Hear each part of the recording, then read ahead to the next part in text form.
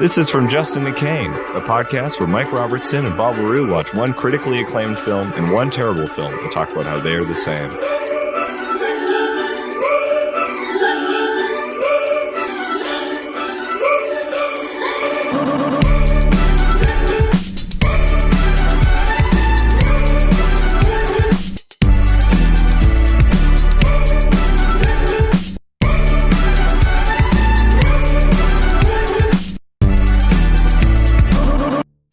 Welcome, everybody, to From Justin to Kane.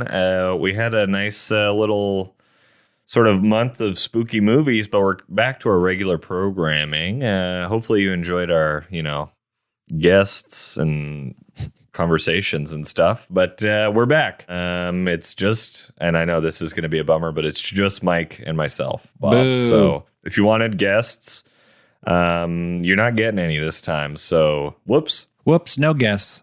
Yeah, how was your spooky month?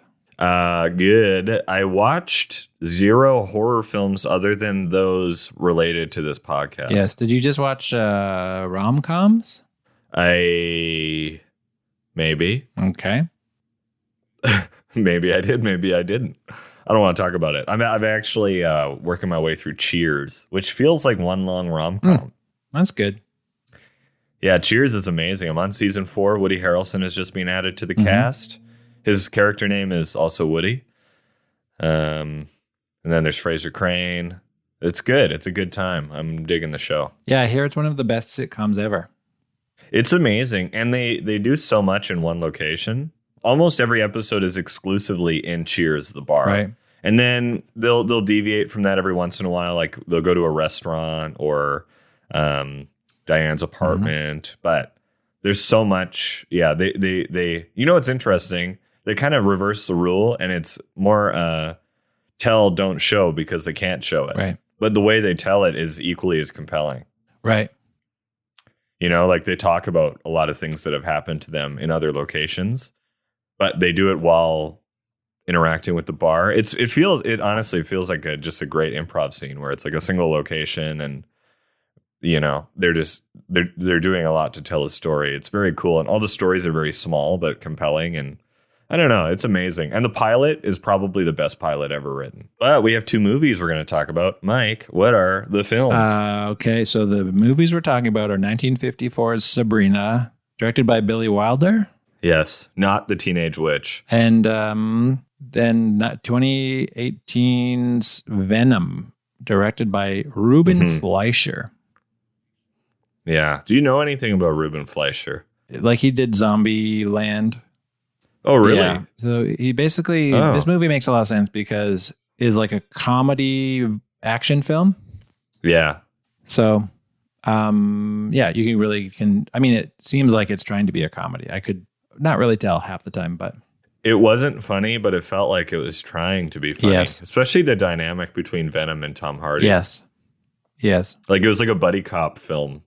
Yeah. Like they had like a brotherly antagonism to one another, but a love as well. Yeah. But yeah, those are the 2 films. One of them is a classic and one of them is just another stinky superhero movie. Yeah. Okay, well, let's contextualize these films, Mike. Sure. Do you want to start off with Venom since it's the more relevant? And also, dare I say, a nice transitional film because it's got a spooky aesthetic. Kind of into spooky aesthetic. It's a good November movie. Yeah, and Sabrina is a witch's name. So maybe these are very nice transitional films for us to get back into our regular programming. Non-spooky times. Non-spooky. Okay, anyways, talk about Venom. So, yeah, Venom is, for those of you who do not know, he is a Spider-Man character. Villain, ? He seems to have been the protagonist of this film and not much of a villain. But in the Spider-Man universe, he's usually a villain. He was in Spider-Man 3 from 2007, but he was played by Topher Grace, who is does not share a lot of similarities between the guy who is in this movie. What's this guy's name? Oh, Tom Hardy. Tom Hardy played Eddie Brock, but Topher Grace from That 70s Show was the original Eddie Brock. Yeah. I would never put Topher Grace in Mad Max. Who did a better job, Mike? I think this guy, Tom Hardy, did. Tom Hardy, yeah. Topher Grace is hard to buy, I have to say, as an actor. Yeah. He's a hard sell. He was sleazy. He plays anyone except Eric Foreman, and I'm like, I don't see it. I got to say, though, I am a Spider-Man 3 stan. I know a lot of people hate it, think it's the worst of the Spider-Man trilogy, and it is. Yeah. But it's also fun. It's a good time. Yeah. It also is like Sam Raimi kind of being like, I don't care, but in a good way, where he's just having fun with it instead of taking it really seriously. That came out in 2007, That right? was, 2007. So okay, cool. Venom is, I guess, interesting. Not really, not on a grand scale, but just interesting in that the Spider-Man universe is like weirdly locked into the Sony. Like Sony owns Spider-Man properties, and they're just kindly loaning Spider-Man to the Marvel people, whatever company, Disney, I guess, makes Marvel now. So they're loaning Spider-Man to Disney for like Spider-Man movies and the MCU. But yeah, it's weird because this movie is does not feature Spider-Man, and it has no connection to the MCU because of like the rights, all of the weird rights to Spider-Man stuff, who owns what. So oh, really? Yeah. So this just takes place in San Francisco. Not New York, which is weird. Yeah. And you don't see Spider-Man ever. There's no hint of Spider-Man. There's nothing regarding anything that has anything to do with Spider-Man. So it's like an entirely separate universe, except for the fact that Stan Lee just randomly appears. So yeah, with a dog. That's so interesting. I was wondering, I was like, does this play into the MCU? But it can't. It can't. Yeah, no, it literally can't. For some reason, I don't know why they don't just sell the Spider-Man. I mean, profit, obviously, but yeah, they're did greedy. Venom make any money? It was the 8th most profitable film of 2018. It almost made $1 billion. Oh, can you believe that? Interesting. Are they going to make a sequel? Because they were really, it really felt like they were teeing up for a sequel by the end. Did you watch the after credit scene? I did. Yeah, when he goes to prison and Woody Harrelson's in there. Yeah, and it's like a weird Cheers spinoff. Yeah. Woody from Cheers? Woody from Cheers? Like, yeah. Same wig and everything. Actually, Woody Harrelson's been brought up a lot today. Pretty neat. Wild. I love Woody Harrelson. Anywho, continue. Sorry. Nothing really all that interesting. It was supposed to be, they were trying to make this around 2009, I think. David Goyer was trying to get a script going. And he who wrote Batman Begins. And they were trying to basically create it as a spinoff to the original Spider-Man trilogy. But things just kind of didn't materialize. They made another Spider-Man duology, I guess you can call it, The Amazing Spider-Man. Those didn't do well.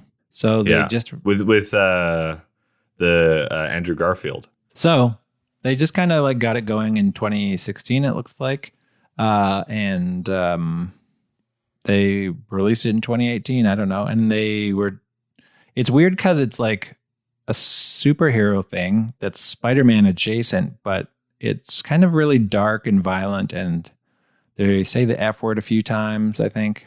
So it's like a weird R-rated take of a Spider-Man thing, which to me, I was like, what's the audience for this? Aside from, I guess, but Spider-Man nerds who are 40. Venom's weirdly nice. Oh, yeah, Venom is weirdly nice also. So there's a lot that's inconsistent with what I know about Venom, being not much of a superhero nerd, but I know enough. I played the Super Nintendo games. Yeah. I read Spider-Man comics. I still have a copy of Spider-Man at the Calgary Stampede, a very limited edition comic. Wow. Is that canon? No, it's not canon. And I think it was only released at the Calgary Stampede. I don't know how they snagged Spider-Man, but written by some guy out of a van. Yeah. Who just made fanfic and sold it at the Calgary Stampede. That's right. I would assume. I don't know, but that sounds like a lawsuit. There is a sequel that's going to come out next year, I believe. I think it got pushed to 2022 for Venom. Yeah, it may have got pushed to 2022. You're shitting me? No. It's called Venom because that's why they had Woody Harrelson at the end, because they're going to have Carnage, the big red Venom-y guy, come in. Yeah. So Woody Harrelson's playing Carnage, I guess, which is cool. Cool. And that is pretty much it. There's nothing interesting about this movie. I was stymied, dare I say, by the fact that this all took place in San Francisco. Yeah. I was like, I get it. There's like this whole tech industry backdrop, but this doesn't make any sense because Spider-Man has never been on the West Coast. Yeah, I know. It's kind of strange. Like you never see like Spider-Man just like hanging out in Portland. Well, you know what I mean? think they did film it in New York and Atlanta, I think. So it's set in San Francisco for some reason. Also, a strange place to, it says they only filmed for 1 week in San Francisco. Really? Yes. Interesting. Well, it is a nightmare to film in San Francisco. It's like almost impossible. Yeah, like when they were doing the car chases, like, wow, they somehow found all of the... They managed to like go on this car chase and just go to all of the areas of San Francisco that weren't super, super just like inclined and hilly. Because I was in San Francisco earlier this year, and it hurts your legs to just walk around the city because you're walking uphill so much. I know. It's the city with the best butts. Yeah, it's true. That's what I noticed when I was there. I was like, I got to burn. I was also there just a week after you. That's true, you were. And great incline, man. I mean, it's not dissimilar to in Nelson, British Columbia, having the Kootenai booty because everything's on an incline. You just get a great ass. I've never heard of that. Similar. Everyone's got a great ass in San Francisco because you have to. Great thighs, great butt. That's wild. Why'd I get mixed up with that bitch? Because she got a great ass. And you got your head all the way up it. Anyways, that's interesting that they didn't. Why? I just don't understand the whole San Francisco thing. It's very weird. But I didn't think it was a bad choice. It just kind of, they were. It seemed like they were really going out of their way to make this separate from the MCU and the DC universe. Yeah. They just kind of tonally wanted it to be different, I think, and also not connect to MCU, which to me, I don't care. Like, it actually kind of actively ruins a lot of those movies because you have to have a cameo all the time. Mm-hmm. So yeah, absolutely, that's a great. The point. best ones are the best one I would say is Thor Ragnarok, and then after that they're all great. Who cares? But I also don't. I'm not a comic book nerd, and I also find those movies generally uninteresting. So I'm not the person to talk to, and I'm not going to also come out with a hot take just to pwn those nerds out there. Consider yourself pwned, though. Consider yourself pwned, everybody. Yeah, nerds. Friggin' nerds. Cool. Anything else about the movie? That is all. Anything else that I might have learned about it or wrote down? Not that interesting, I don't think. Yeah, it's funny. Sometimes there's a plethora of information, and you're like, this isn't worth it. Yes. Okay, cool. I'll talk about Sabrina from 1954. The film was released in 1954, directed by Billy Wilder. It was written by Billy Wilder, Samuel A. Taylor, who wrote the stage play, I believe, and then Ernest Lehman. So the script wasn't done when they started filming, and so they were writing and filming simultaneously. And supposedly Ernest Lehman had a nervous breakdown because he was so stressed out by the writing. And then Billy Wilder also famously asked Audrey Hepburn to fake being sick so that he could take the rest of the day to finish the scene before they shot it. Oh, wow. So it was very, I guess for the 50s, like a very spontaneous film, borderline improvising, a la writing the script in real time with the movie. Yes. The casting is a bit weird in this film. A bit, yeah. And that's something I noticed the first time I saw it. So William Holden was 35. Humphrey Bogart was 53. And Audrey Hepburn was 24. Jesus. So Cary Grant was supposed to be Humphrey Bogart's character, and he supposedly said no to the film because he didn't want to portray a character who held an umbrella. Okay. I don't know why or what that means. I also haven't verified that, but supposedly he refused the role. I think it would have been better with Cary Grant, to be honest with you. Yeah, I agree, because he also doesn't look like an aging potato. Yeah. I mean, Humphrey Bogart, he died like soon after. Like he died in the late 50s. He was like 57 or something, really? I didn't know 56. So he was near the end of his life here, and he looked like shit. Yeah, but And he's had famously moist lips, but his lips were profoundly moist in this film, and I couldn't buy Audrey Hepburn's romance with him or her affection for him. You know, sure, he's a nice guy, sure, he's a millionaire, but he was just his skin was too dry and his lips were too wet for my liking. Yeah, and that's the important thing, I think. I think he really figured it out. Yeah. You got to balance your moistness across all levels here, okay? Agreed. But famously, Audrey Hepburn and William Holden fell in love while making this film. Oh. And then, supposedly, Audrey Hepburn broke things off with him when she learned that he could not have children. Wow. Yeah, pretty intense. Again, didn't verify this, but it's some fun 1950s hot goss. This podcast is TMZ for the 50s. Truly. We're just getting into the nitty gritty of hot goss. But yeah, they fell in love, and then she broke things off with him a little while later because he couldn't. Man was sterile, I guess. Sterile. That's sad, actually. That's a sad story. It's super sad, yeah. But he's 11 years older than Audrey Hepburn, which is an interesting. But also, like Audrey Hepburn was in any movie I've seen her in, it's always just like, wow, what a star! Like it would have been, that would have been a huge catch, for him. Absolutely. But William Holden's super famous too. Yeah, I guess. Like at the time, like he and Billy Wilder made several films together, and he was quite famous. But this started a long string of films, 4 films in a row, where Audrey Hepburn was in a romantic sort of dynamic with a much older man. Right. I think there were 4 movies in a row where that happened, because she would be in her early 20s, and then her male counterpart would be at least late 40s. Well, it's good that they stopped doing that in Hollywood finally. After this run of films, it's good that they stopped doing that. Yeah, exactly.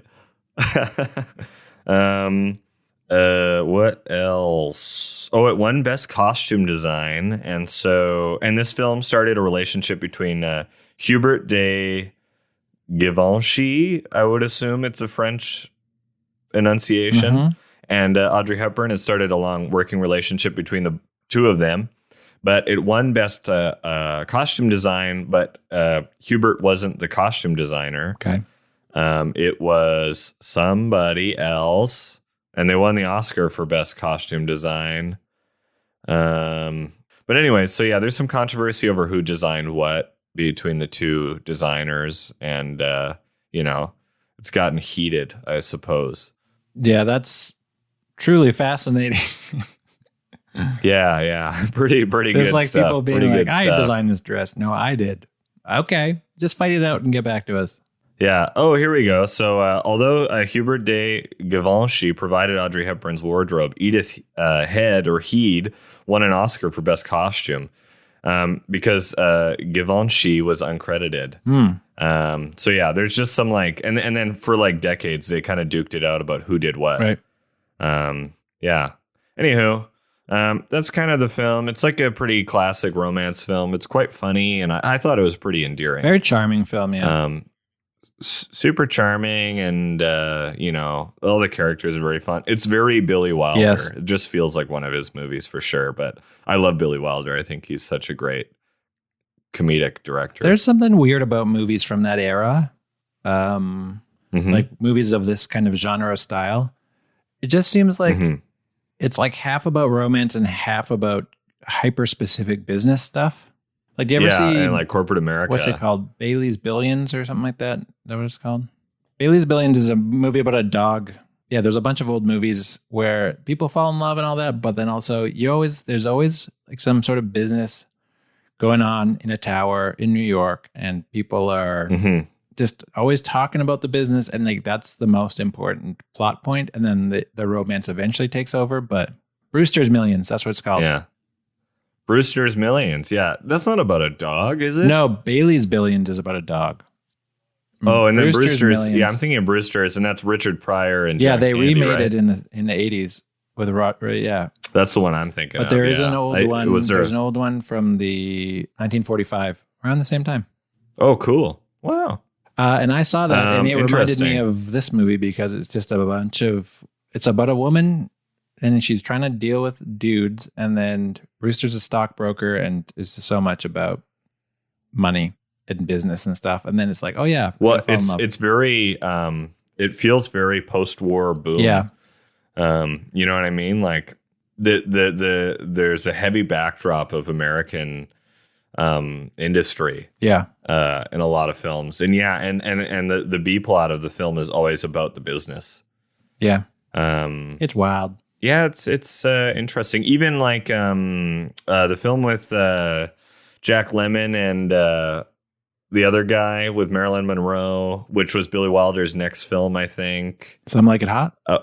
Yeah, Some Like It Hot. That's about business too, right? Because they keep trying to seduce like rich oil men. Right. You know, like that's like part of the plot. So yeah, it's quite common. That's a good observation there, Mike, about the trend of the time. Like a lot of comedies dealt with American industry. I never thought about it in the context of post-war, but yeah, that makes a lot of sense.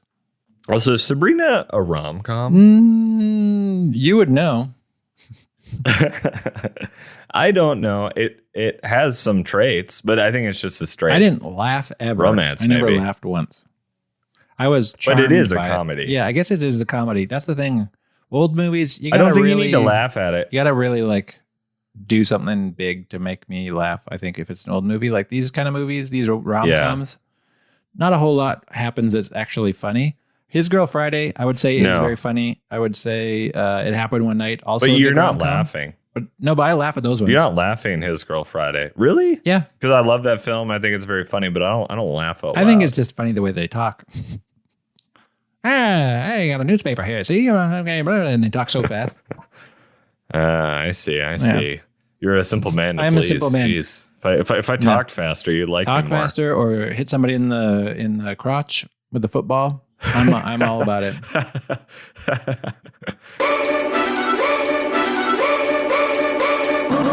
Well, okay, interesting. So that's Sabrina and Venom. Yeah. Did you? How was the comparison process for you? I thought it was not the easiest one, but also not the hardest one. Yeah, It was I surprising. agree. It was surprising how they're very similar films. As always, it's always a surprising situation, but I didn't find it particularly difficult. I just was like I had some doubts at sometimes, but by the end of it, I was like, no, I think this bizarre experiment, I've done it again. I've done it again. It never ceases to amaze me. And I hope it never ceases to amaze the canines. How good we are at finding similarities. Yeah, I can just hear them woofing in the distance. Bark, bark, bark, bark, bark. They're so impressed by us. Yeah, well, it was a full moon last night. I heard a lot of barking, and I knew it was our fans. All howling at the moon. When they see this episode title that has Venom and Sabrina, they're initially going to go "Arr?" and like turn their head to the side because they're going to be like, "Can they do it?" But then they'll be barking in celebration, wagging their little friggin' canine tails.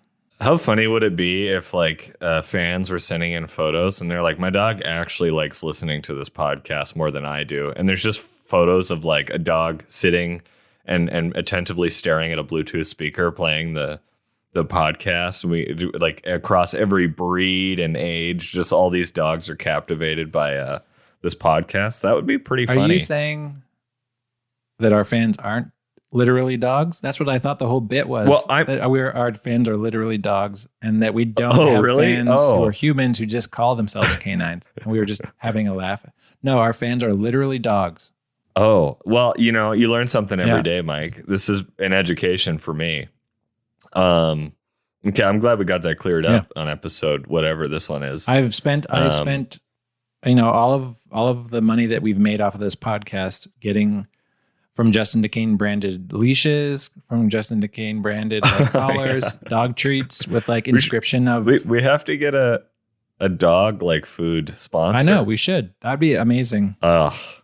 That would be incredible.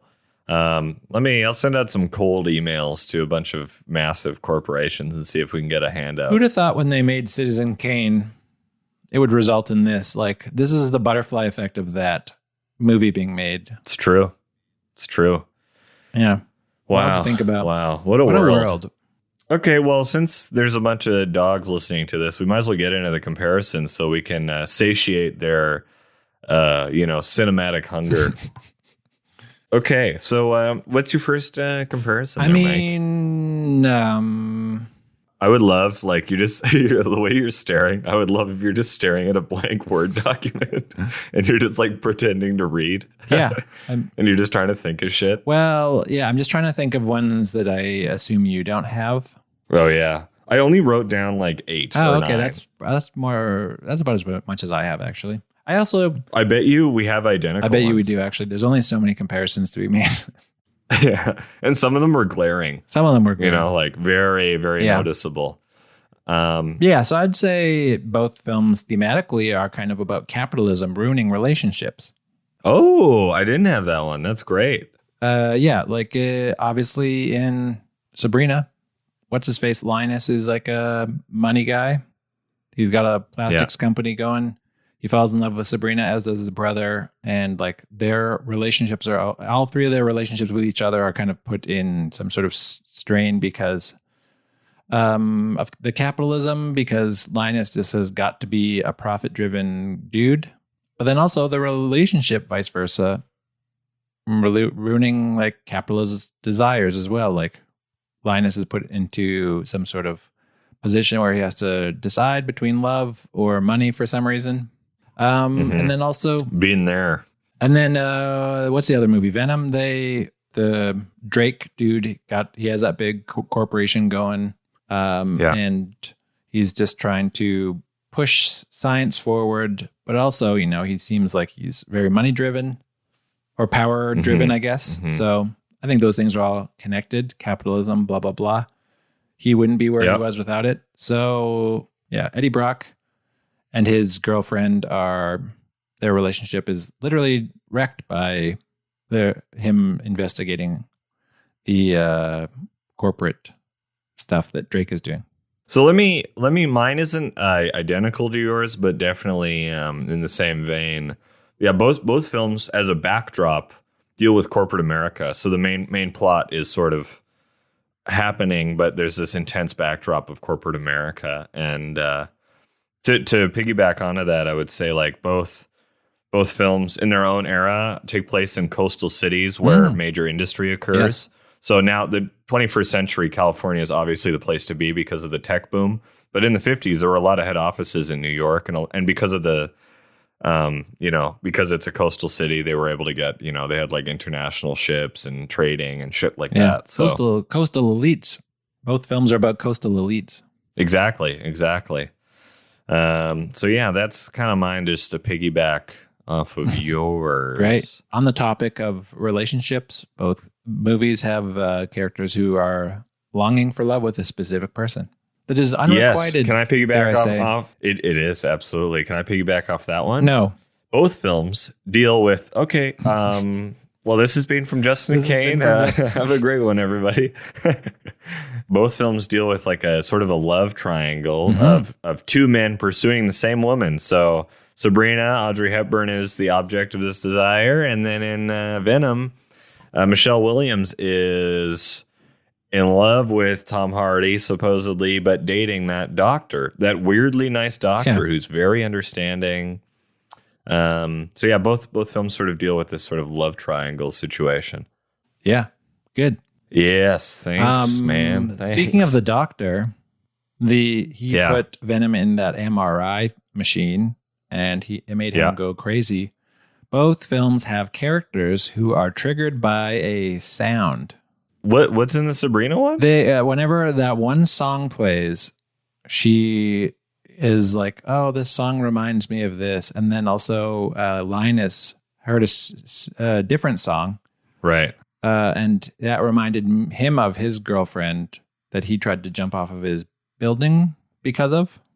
Right. So they were both like, there was a conversation they were having when they were on the boat about how they were like, "Oh, this song reminds me of this person."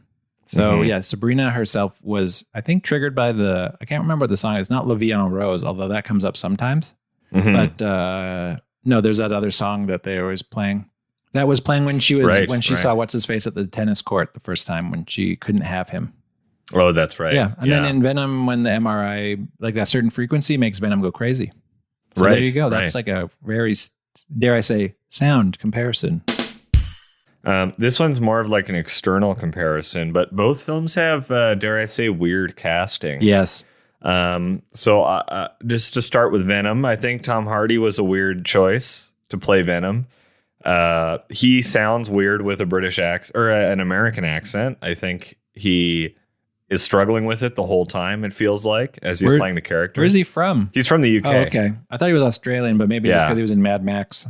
No, I don't think he's Australian. I think he's from England, I believe.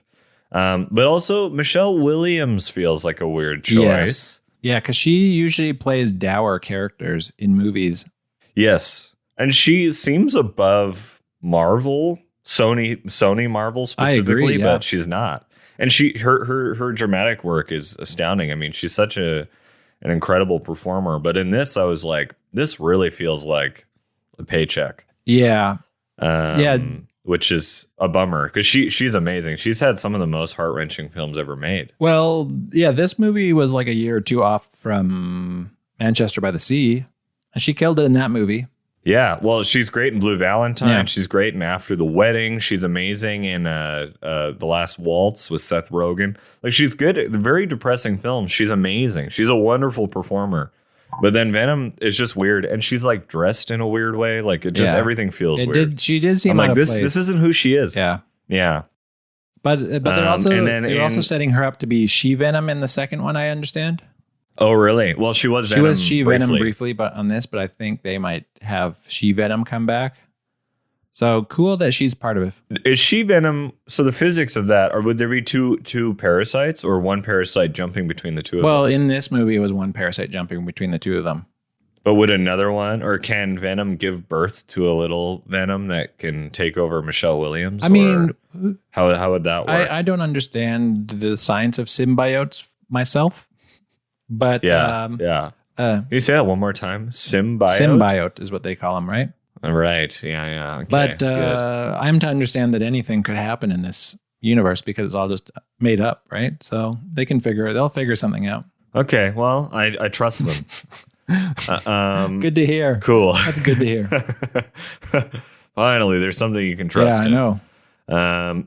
And so Sabrina's weird for obvious reasons. Humphrey Bogart was a last minute addition. What? His age gap. Well, also like the fact that he and William Holden are brothers doesn't really make sense because they have a 20-year age gap. Yeah, he seemed closer to his weird old dad. Well, yeah, I think they're probably 10 years apart. That's nuts. In real life. So, yeah, so pretty funky age casting. And I will say, does Audrey Hepburn have a British-ish accent in Yeah, I was trying to figure out if that was Sabrina? just like that classic old movie thing where someone spoke in a half Britishy accent just for like some sort of dynamics, I guess is maybe what it was. She does that with every role, but she's never from the place she sounds like she is. But is she British actually? There's no way to know. No, you can't research these things. Like the internet can't give that kind of information out. I would imagine she isn't, but let's find out. Oh, let's see. Where's the Hep from? Oh, she's from Belgium. Oh, okay. There you go. Well, shit. Now it makes sense. Interesting. But where did she grow up though? She was born in Brussels, Belgium. Okay. And she grew up in London, I guess. Oh, well, there you go. And she went to private school, and then she went back to the Netherlands, and then they fled when the Nazis, did their thing. Yeah. So actually, her accent makes sense, but she is playing an American. Yeah, she's playing an American who speaks like this. No, that's not right. But her dad, no, that was the worst. Holy shit! It's like, I don't know. Shall we get takeaway tonight, Jesus Christ, Mike. The dog's ears are bleeding.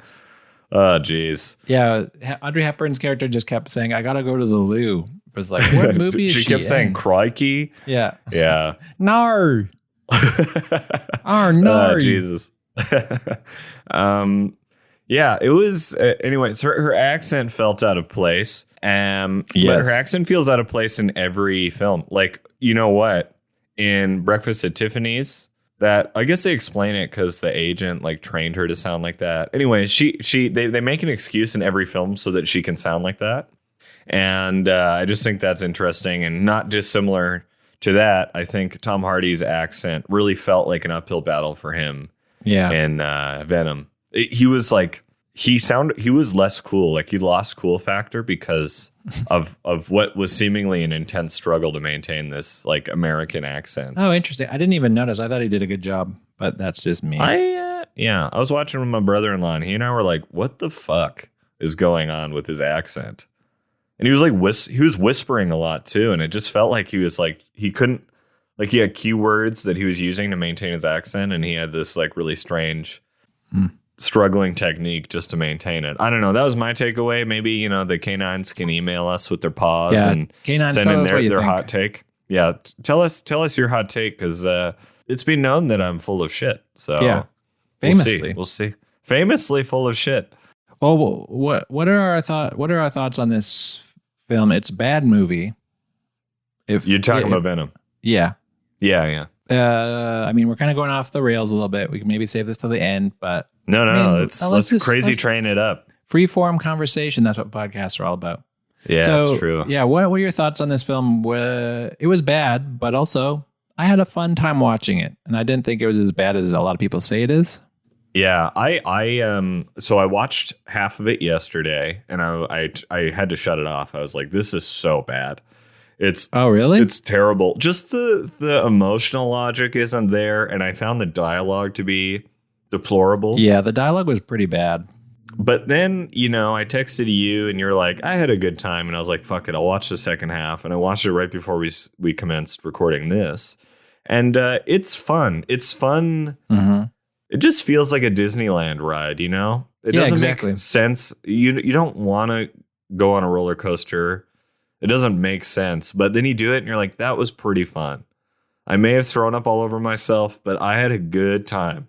That chili cheese dog did not last as long as I had hoped, but I had a good time nonetheless. You know what I mean? That actually brings me to another similarity that I didn't have on the list, but I just kind of concocted. And that is that both movies are almost 2 hours long by like 5 minutes off. I think they're both almost 2 hours. 155. Yeah. Both of them. Yeah. And they are both 25 minutes too long, I would say.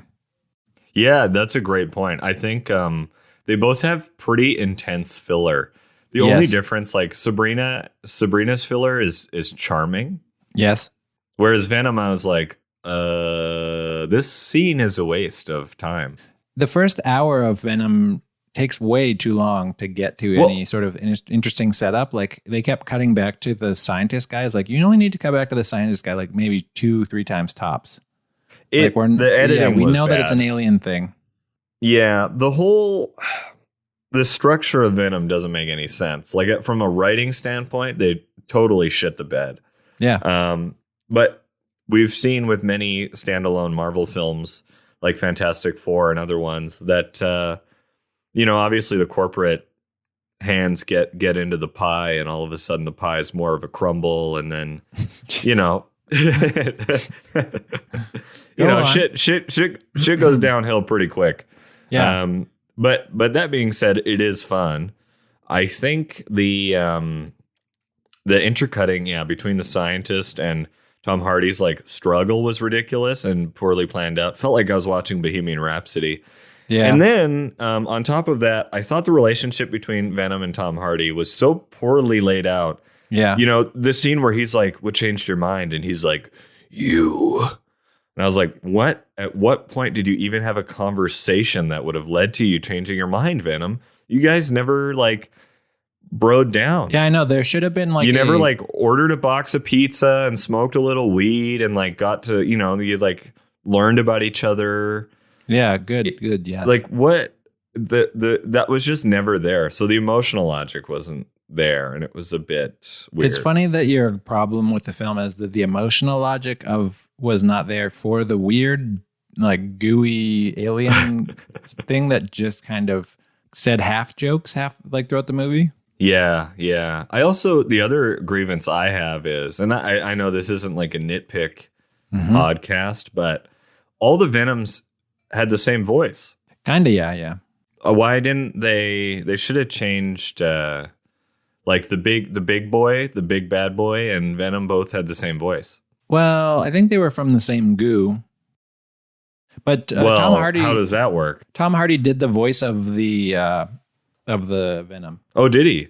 Yeah, he did his own Venom voice. So That's supposedly they funny. had him they had it being piped into like a little headset or earpiece Oh, really? throughout the film, Oh, so he okay. could hear his previously recorded Venom things. I thought that that part did not work. No, It was didn't. it was so like sloppily done. Just hearing him talking to this voice that was chiming in occasionally and saying dumb stuff. Yeah, I don't know. I just didn't buy their relationship. You know what I mean? Yeah.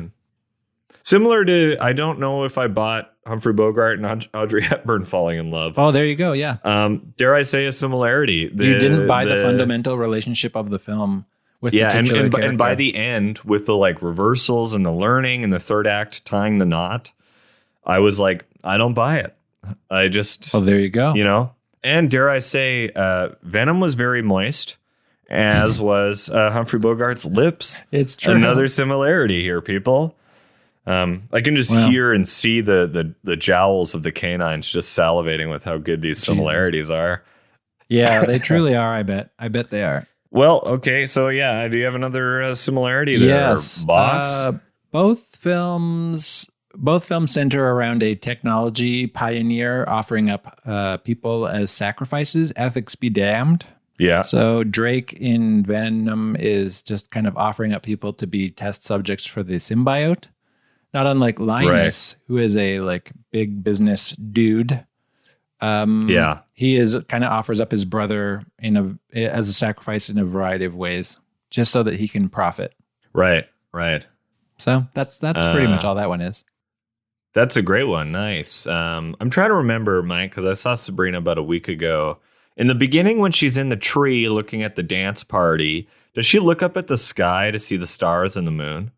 Is there a clear shot of the stars? I don't remember.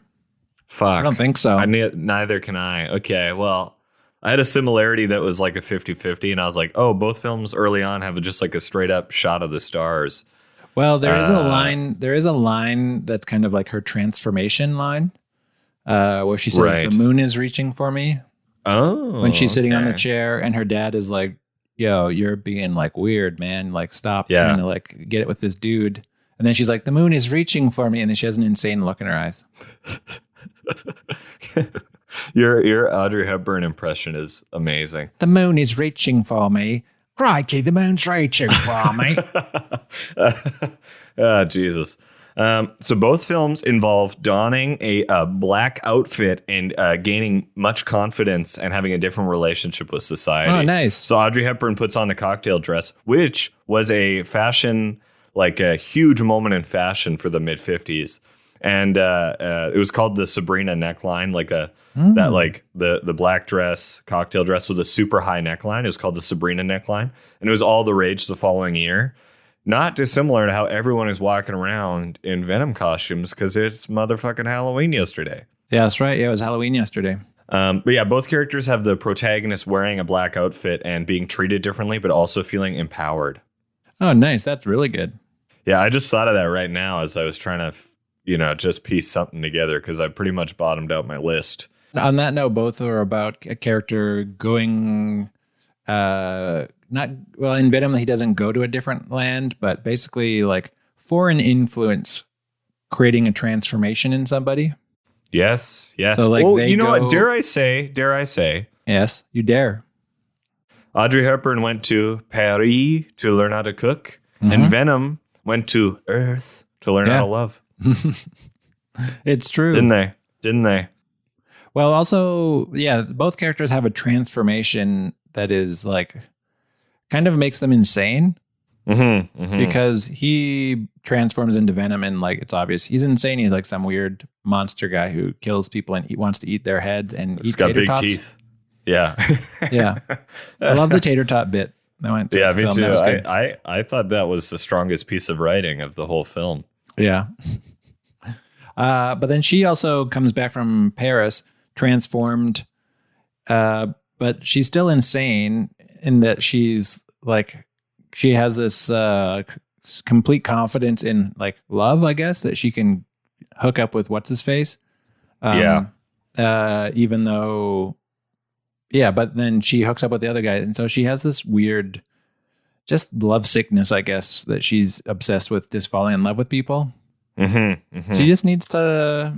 Let me piggyback on that one, Mike. Okay. So both films have the protagonist be in love with someone and them not love them back, and then just sort of through time and scenario, that person learns to love them. Because like Michelle Williams breaks it off, she gets a new friend, who's a successful doctor, and then just kind of seemingly out of the blue, like as soon as Venom's involved in the picture, Michelle Williams' feelings start to grow for Tom Hardy. The other similarity I just thought of is both films climax with a large vehicle present that will either sort of like make or break the situation. The climax of Sabrina being that there's an ocean liner, and Humphrey Bogart, once he decides that he loves Sabrina at the age of 53, has to run onto the tugboat and get on the ocean liner and, travel with her to Europe.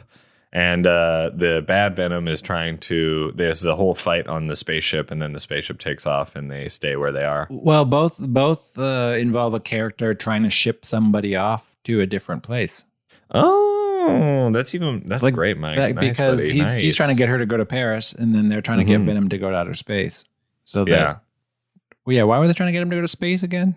No. So the Venom was trying to, the bad guy, the bad alien, is trying to get himself back to their planet so they can pick up a bunch more of the Venom aliens and bring them back. Yeah, right. And they wanted to take over Earth. Exactly. Whereas in Sabrina, they try to ship her off, and then he joins her. Anyways, a large vehicle, a large either planet or continental vehicle is used. Also, on that note about the Venom people wanting to come back and take over Earth, like there's that weird monologue that Linus does early in the film about just how business is good, period. And he basically just justifies colonialism. It's like, we need plastic, so we go to this country and we employ these people and we take their resources, blah, blah, blah. So both are just like shameless about their colonialist desires, or just, destruction for resources or whatever the heck. Yeah. And Linus and Carlton are very similar. But so they both have a very similar philosophy with business. Yeah. And it's sort of unrelenting. Both films also have a scene where a character is being driven. So Humphrey Bogart's driven all the time by Sabrina's dad. And then there's a scene when after the shootout and Michelle Williams tells Tom Hardy to get in the car. We're going to the hospital to give you an MRI. And he's like, okay. And then they have a dialogue scene and kind of like learn about them. So there's like driving scenes where somebody's in the back seat and they're like learning about each other, and also love is part of the conversation. Yeah. Wait, was it a Taxi? No. So Sabrina's dad is the family driver. Oh, I know. And then Michelle Williams physically drives Tom Hardy in an SUV, remember? And they're both like bougie cars too. I swear that there was a part in Venom where he was actually in like an Uber or something like that. No, I don't think so. Where he was in the back seat, sitting in like the back right, and then there's a driver in the front left. But the driver was Michelle Williams. Okay. Agree to disagree. I feel like there's got to be a scene where he was just in a separate scene. Uber. Yeah, because he was talking. Maybe. You know what? He was talking to the Venom in the scene, and Venom was talking to him, and then he was like, "Stop talking to me." And then the guy's like, "What?" Right. He's like, "Oh, I just have like an insane alien in my head. No biggie." Do you have more? The only other one I had was bad, and it was that they're both based on previously established material. Because Sabrina used to be a play. Oh, that's a good one. Yeah, not much to talk about there. Sabrina was a play. No. It really kind of came off like a play as a movie, In a way, Mike, wasn't Venom also a play because they did Spider-Man the musical briefly on Broadway? Okay, yeah. So let's say loosely, both based on Broadway plays. Loosely based on plays, that had been on Broadway probably. So yeah, nice. But the play came out the previous year before the movie. Interesting. Yeah. I wanted to say, was there ever a moment where they referenced other like Marvel films in Venom? No, that was the weird part. You'd think that they would have done like a few wink winks. Yeah, because in Sabrina, they go to see the 7-Year Itch, and that would be Billy Wilder's next film. Wow. So he like referenced his own work that was to be in that movie, which is kind of a baller move. Well, they did the same in Venom when they had Carnage appear at the end. Oh yeah, they referenced the next movie. That's right. They referenced their next movie. Yeah. Oh, that's a good one, Mike. Nice. I feel like you and I really found that together. Yeah, we did. Yeah. Also, just holding dog paws, doing a little teamwork, just a couple paws. Oh, Jesus Christ. Also, both movies have like the director balancing genres. Because it's kind of a rom-com, but it's also kind of like not a rom-com. It's kind of a drama, I guess, because she like tries to kill herself. Not really a funny part. Not really much of a comic setup. No, but with great levity, I thought. I've never seen suicide portrayed with so much joy. I don't know. It was like weird. It was like the tone was weird, but also amazing that he could achieve that. Well, she was kind of poisoned, not unlike Venom poisoned Tom Hardy's character by just like this unrequited love. Like it seemed like it just kind of drove her insane to the point where she wanted to kill herself. Yeah. Yeah. It's also weird that she wasn't in like the last kind of like 15 minutes of the movie. I know. Wasn't that strange? She just kind of like was like, I'm going to Paris, I guess. They just were talking about her. Yeah. And then everybody's like, well, let's decide what's to be done with Sabrina. It's like, oh, okay. Yeah. So I don't think this movie passes the Bechdel test. 100% it doesn't. No. I guess we've moved on to the ending of the podcast. Yeah. Well, this podcast doesn't end. If we've learned anything over the last couple of years here, Mike, this podcast is never ending. Truly.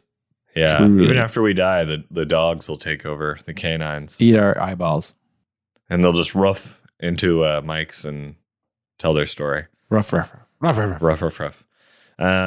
Neither film passes the Bechdel test.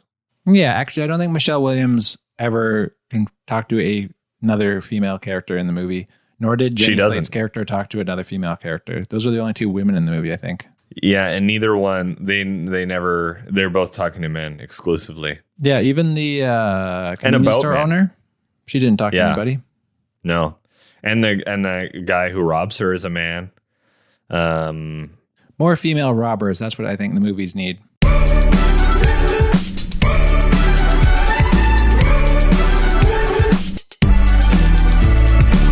Well, which film because you enjoyed Venom, which one did you like more? I thought that Venom was more fun to watch overall. Yeah. I liked the Venom parts.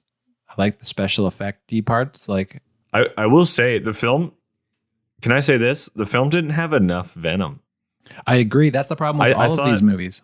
He was too infrequently used, and it would have been fun. Like, there just wasn't enough of like him doing cool stuff.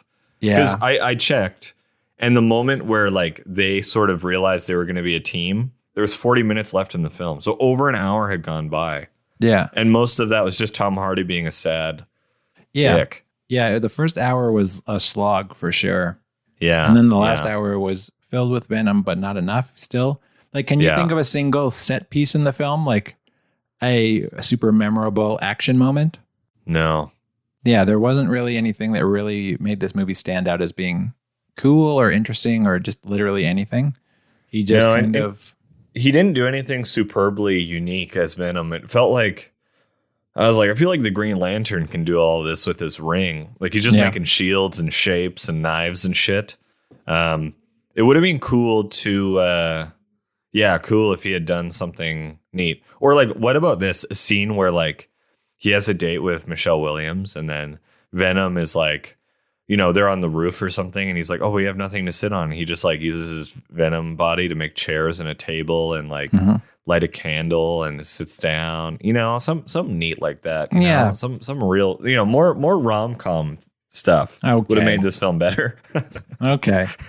I'm just kidding. Is Venom a rom-com? Is it like an action rom-com? Because it's kind of like more about the relationship between him and Venom than it is about. I think it's a buddy comedy. Oh, it's a buddy comedy. A very poorly done buddy comedy. Yeah, I think it needed more buddy.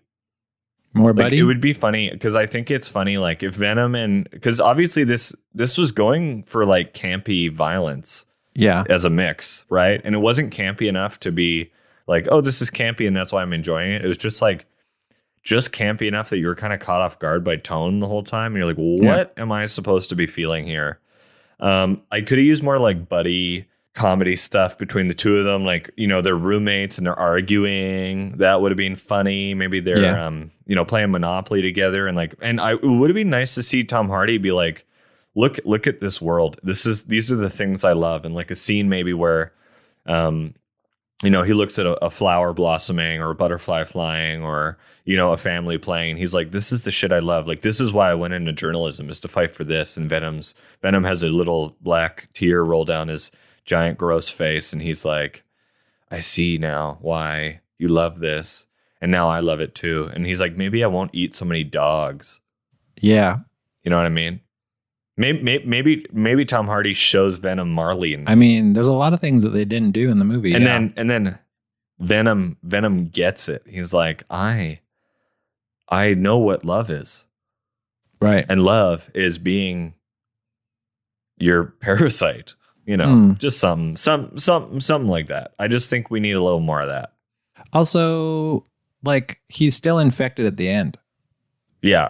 So it's kind of interesting. It's like Venom is an STD in a way where it's like, oh, it's not going away. It's herpes. Yeah.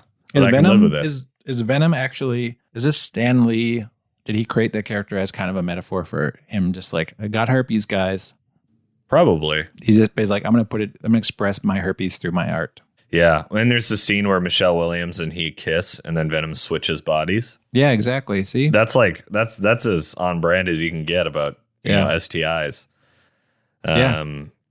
Interesting. I feel like there's a very fun paper you could write about, you know, STIs in our modern culture and their transmission and depiction within modern film or something. Well, just any movie that uses a parasite as a metaphor for something. Yeah. You can take the metaphor away and just, even the movie Parasite is like, yeah, sure, it's about class struggles, but also maybe it's just about, you know, having herpes. This mansion has herpes. Yeah, well, it's just like the rich people, they all got herpes. There's not actually people living in their basement. It is just the herpes kind of like haunting them. Yeah, yeah. Not to say that having herpes is bad. No, it's quite common. It's quite common.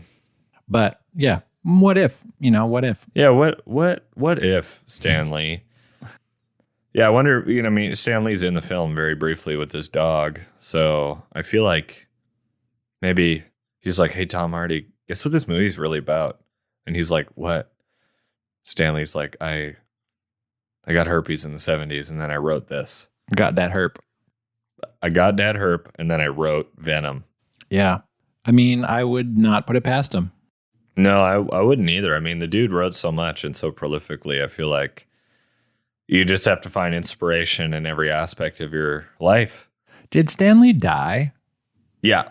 He passed died, away okay. like I think a year ago or just under a year ago. Oh, okay. Yeah, that's why I don't know. Yeah. He died relatively recently though. Crazy the amount of like intellectual property that this guy generated.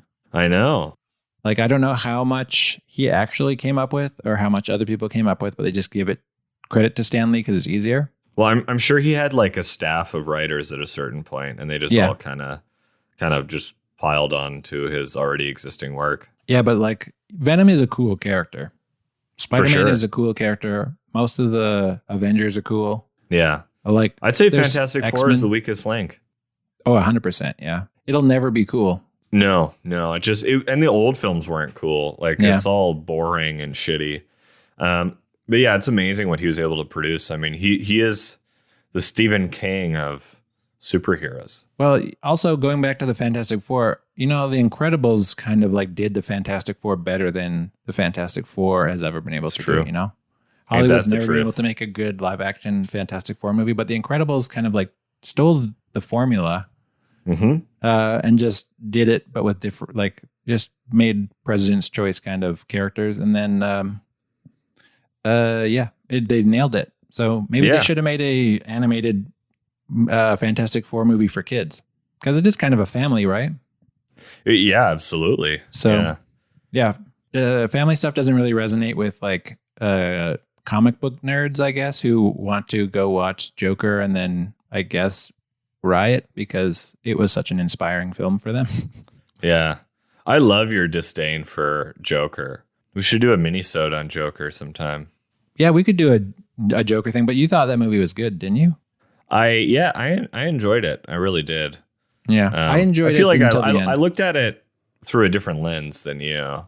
Oh, yeah? I was just more preoccupied by the idea of, I guess, not dissimilar to Venom, but like, a standalone film just dealing with this antagonist. Mm-hmm. And just really trying to like color in all the blanks is like very compelling to me. And I thought that it was like a really interesting job that they did. Yeah. And Venom was like a failure of that. But the approach, like it's the same approach. Like there is no Batman in Joker. No. You just see the little baby Wayne. But then Venom. I thought it was interesting that they tried. I think like they should get points for effort for sure, because like I just thought it was amazing. I'm like, I'm watching the character of Joker trying to do stand up, and just like character stuff like that was so fucking cool. Yeah. That's what I really enjoyed. Yeah, I guess it just depends. Those scenes. Just enjoying the movie as it is, and trying to forget what the Joker actually represents. I don't think the movie has anything to do with what the Joker actually represents. No, it doesn't at all. So if you just look at it as a standalone thing, maybe it's good. It is a standalone thing. Well, then there you go. I just found it difficult to opinion. parse the politics of the film, and then also just knowing what Joker is all about. Just like, but then also Joker is like a guy in his 40s or something. And this is his origin story. And then we meet Bruce Wayne, and Bruce Wayne is like a 5-year-old or something like that, right? Yeah, he's just a little kid. So by the time he's Batman, Joker would be senile. Joker would be like he would be a senior citizen at that point. So Batman is beating up a senior citizen. Like what? What is this movie trying to say? Yeah, the timeline makes no sense for sure. But that's why it's a standalone film. Yeah, they should have cast a 20-year-old though. Because like in the comic, if I'm not mistaken, Joker's the one who kills Bruce Wayne's parents. Anyway, I don't know. We could talk about Joker for minutes, but we're not going to. Yeah. Cool. Any last takeaways from Venom and Sabrina? I mean, both films, this is kind of a similarity, I guess. Both films are carried by the central actor's performance, because generally Venom was an interesting film with no like real good set pieces, no really memorable moments. But Tom Hardy committed so fully to the role that it was more enjoyable than it had any right to be. Yes. Yeah. And then That's a good point. Similarly, Sabrina was like carried entirely on the charm of Audrey Hepburn. I felt like the two male leads were like, sure, whatever. I don't think I've ever seen a movie with what's his putz from Casablanca, Humphrey Bogart. I don't think I've ever actually seen a movie, because I've never seen Casablanca, believe it or not. What the fuck? What's wrong with you? I know. There's just a bunch of movies I just haven't seen. I've never seen Lawrence of Arabia. Bogart. Oh shit, you're fucking kidding me. Yeah, there's a bunch of just movies that I like. I owned these movies on DVD at one point because I was like, I gotta watch this. I'm a cinephile, but then just never was interested in starting with those movies. Man, wow. Casablanca's a good time. Oh yeah, I heard it's really good. But Humphrey Bogart as an actor, this was the first thing I've seen him in, and it was like he was kind of sundowning in his career at this point. So yeah, I'd say this is the worst way to start out with watching Humphrey Bogart, because it's not a home run. No, Casablanca's amazing. African Queen's amazing. The Maltese Falcon is really cool. Maybe that's I've seen the where Maltese you should Falcon, start. Actually. Because he in the 40s, like I'd say Bogey in the 40s was a good time. Yeah, I've seen the thing is, he's so ubiquitous that you don't have to have seen his movies. You just kind of know what the vibe is. Totally, yeah. I mean, he's as iconic. He's one of the big like three amongst like Monroe and maybe, one other person I can't think. Elvis, Yeah. like he's like part of, and like Brando. I feel like there's like 5 famous people that end up in all that weird art. Yeah, that's gonna say he's in those paintings. Yeah. Yeah, and it's because he is such an icon, more of an icon than Cary Grant was or William Holden was. Like Bogart was a whole brand. It's because his lips are so moist. And then also Audrey Hepburn is immortalized on many a dorm room wall. It's true. The Breakfast at Tiffany poster or other similar Audrey Hepburn posters. I'd say, what's interesting? Audrey Hepburn, similar to Monroe, similar to Bogart, are all in a lot of artwork owned by people who have never seen a film with those people. Yeah. And that's I think that maybe shows like their icon status, that like you don't even know what they did. You have it because it's cool, Yeah. Poster of Monroe or a poster of Audrey Hepburn or Bogart or Elvis or Brando. Yeah. Are there people these days who are immortalized in that same way? Like nostalgia of the boomer generation, or even the generation before that, the greatest generation, I think is what they call it. Who cares? But, They would. They would. But they immortalize all these old celebrities in this, like they're just, nostalgia is so specific. It's like, remember Elvis, remember these things, like, yeah, gotta have this poster on my wall of these guys in a diner, because remember diners.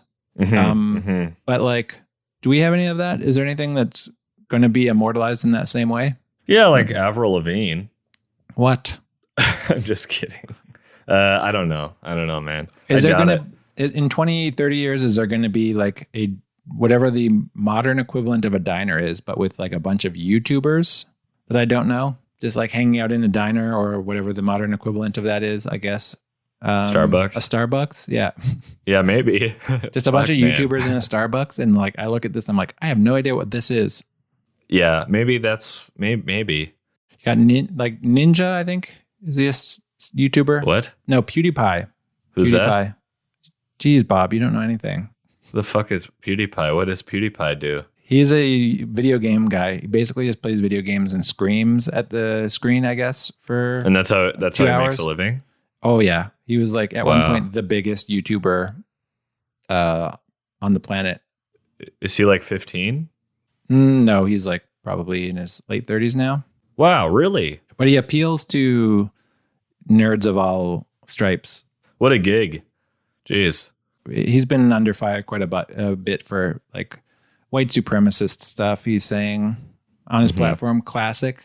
That old song and dance. That doesn't surprise me. No. This sounds, like you getting into like the you have the ingredients for the recipe for an incel here. Oh yeah. Plus a bunch of money. Anyways, that's a whole other conversation, but interesting. Very, very interesting. I don't watch YouTubers. I don't fuck with that. And I'm not about to start. Well, yeah, you're not. I don't think you're missing anything, but I might be wrong. Well, maybe I'm wrong for not giving them a shot, Well, that's the strange thing though, is like cultural touchstones are so generational in a way. Like I feel lucky in that I grew up with TV as such a big part of my like life, because I understand pop culture references that go back to like the 50s or 60s kind of thing. Yeah. Whereas a lot of kids nowadays, they have the internet, they have access to all of the information in the world, and they kind of ignore all of that. Whereas that was just like that was forced down your throat with television, because I will say, had no I think choice. I'm voluntarily, educating myself on older pop culture just because that's what I like, Yeah. Whether it's talking about, like old TV or whatever. I feel like I've got an okay grasp of that. And that's what I'm watching Cheers right now. Like I spend my time actively watching things from the past rather than modern shit, Yeah, but it's so hard to connect with the modern generation, I think, now, because their cultural touchstones are so different.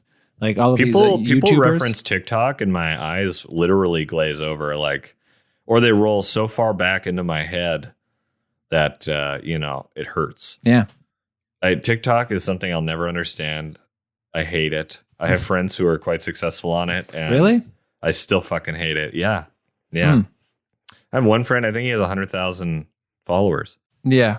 It is weird. And it's ridiculous. It is weird to imagine the TikTok filming process.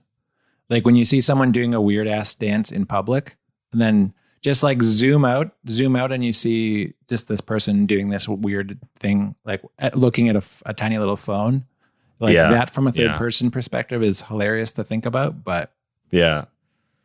I was roped into it because there was like a while where there's like some sort of dance and you have to do it with like 4 or 5 people. And I was at this party and they're like, let's do this TikTok dance. I'll teach it to you.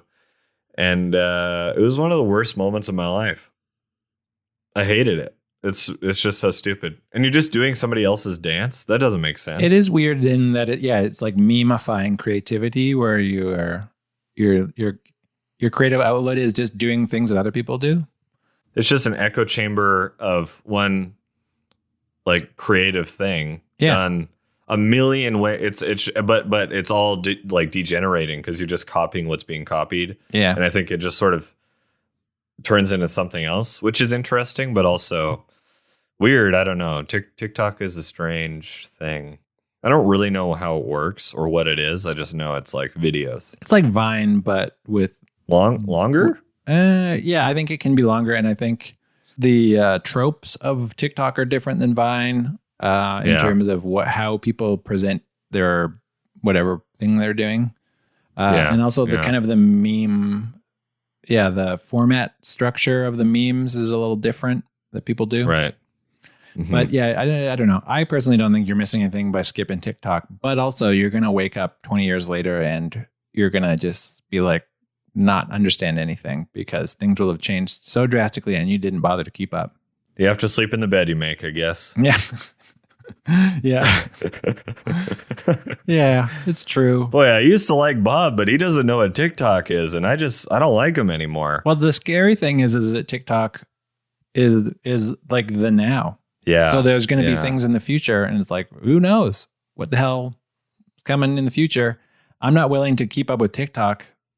I basically am giving up.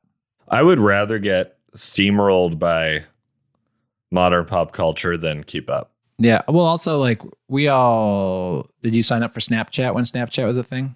No.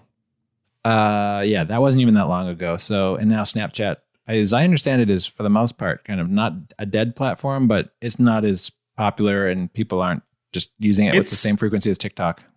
It's still used, though. It still is used, but I think it's that thing of how technology multiplies as it goes on, or exponents itself. You know, exponentially grows. Yeah, exponentially grows. Yeah, yeah, or exponents itself. It exponents itself. Yeah. So as technology goes, the shelf life of something is shorter and shorter and shorter because there's always going to be something new. There's going to be something new. Like the inverse square law. Yeah, kind of exactly. You know, for every increment, it loses half its value. Yeah. So you go from half to a quarter to an eighth to a 16th, you know? Yeah. It's cool. And that's how you know how much light is going to be a certain distance away. Exactly. Yeah. Pretty fascinating stuff. Wow. You and me, man. We got it all figured out. We're so smart, man. Well, okay, great. I feel like this has been just a wonderful episode for all the canines to listen to. Yeah, I think this was pretty good. It was a surprise that we managed to make it work because this was, I mean, every time we do it, I'm always like, is this going to make any sense? But we did it again. Damn it. We always do, Mike. We always do. So this has been our most recent episode of From Justin and Kane. Thank you for listening. As always, we love when you get your dirty little paws and reach out to us on the old internet. Do not TikTok us. We will not look at it. We don't have any access to TikTok. If you TikTok us, it'll be upsetting. I would say don't do it. I did consider for our social media getting a TikTok account and then just taking videos of people dancing and then overlaying us talking. And that was our TikTok thing was. Like we just do the dances that people are doing, but to us talking. Because it's like, how do you make a podcast be on TikTok? Yeah, you know what? Okay, maybe I was a little too harsh with TikTok out of the gate here. Let me. I'll change. I've been wrong before, and I'll be wrong again. Maybe TikTok's okay, and maybe we'll use it for this podcast. Yeah, maybe we will. Also worth pointing out, the presidential election is coming up in 2 days. It's true. And what will the world be like?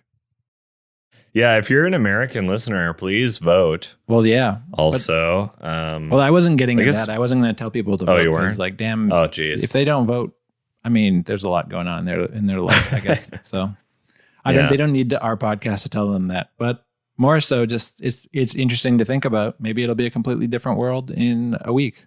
Yeah, this is the last episode. This is the last episode before Trump loses, at least. Yeah. We'll see. Yeah, maybe Biden will be president next time we record this stupid podcast we do. Well, let's get it on recording. What's your prediction? What's your prediction? Yeah. I think Trump's gonna do another round in 4 years. Yeah, I do. I think he's gonna win again. I don't think Borat 2 was able to sway enough people. It swayed me. It swayed me too. I was gonna vote Trump, but then I decided not to. Yeah, same. I voted for Biden. Interesting. Illegally, of course. Yeah. I we'll see, man. I don't know. Maybe I'm a pessimist, but I have a hunch he's going to win again. Well, I think it is good to be a pessimist. His re-election. For stuff like this, because it's so. I think hope for the best, plan for the worst, and I'm planning for the worst. Yeah. Of course, I'm hopeful Biden wins. I'm planning for the worst. I can't fathom just having to deal with 4 more years of that. Like, I don't even live in the United States, and I cannot fathom. I know it's pretty gnarly. It just makes me stressed out thinking about the fact that it could be another 4 friggin' years. Yeah. Who knows? If anybody can pull it off, he might be in office for 12 years or 16 years. He'll be dead. Who knows? He'll be dead before I don't think he'll survive another term. Even if he gets in, he'll be dead before the end of the term. That's my prediction. I mean, the guy got COVID and he seemed pretty much fine. Well, he also has access. I mean, this has been beaten to death on the internet, so we don't need to talk about how he has access to the best medicine in the world. Yeah, I'm sure he was on hydroxychloroquine within 3 minutes of being found out that he had COVID and shit. Yeah. So and just so everybody knows, Bob believes that's the cure. Bob thinks you should take hydroxychloroquine. It has been known to help. Okay. Bob, better watch what you say. Better watch what you say. Whoa. Oh, I'm not threatening you. I'm just saying. Oh, I know. People are going to think that you think one thing. Whatever. It doesn't matter. Anyway, Bob thinks that COVID is not real. It's a hoax. So he says you should not wear your mask. Don't. Don't wear your muzzle canines. All right, cool. Well, this has been from Justin to Kane. Yes. Thank you for listening. Yeah, we'll see you next week or sometime. See you in the potential 4 more years of apocalypse, I guess. See you on the other side. Hell friggin' yeah. All right. Bye.